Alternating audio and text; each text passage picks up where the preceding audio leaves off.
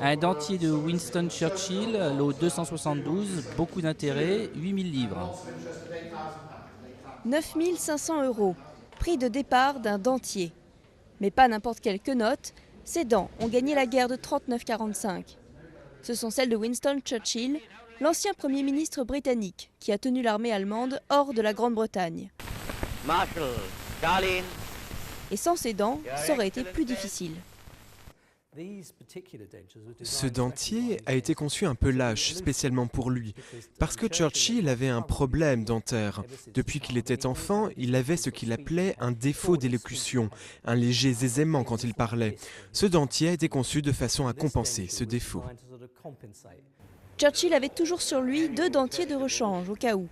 Il aurait même exempté son dentiste des combats. En juillet, un premier dentier s'est vendu pour plus de 18 000 €, un prix battu lors des enchères à Bunhams, à Londres. À Dugé, 16 000. 19 000 €, le prix d'une relique d'homme d'État et d'un morceau d'histoire. Les discours que nous connaissons tous bien depuis la Seconde Guerre mondiale, comme vous savez, jamais dans l'histoire un si grand nombre, ont peut-être été prononcés entre ces dents-là. C'est un sentiment étrange en vérité.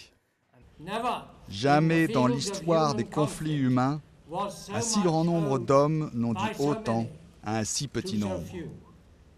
Les Britanniques rendent régulièrement hommage à leurs héros, morts il y a 45 ans, comme ici aux commémorations pour les 70 ans de la bataille d'Angleterre.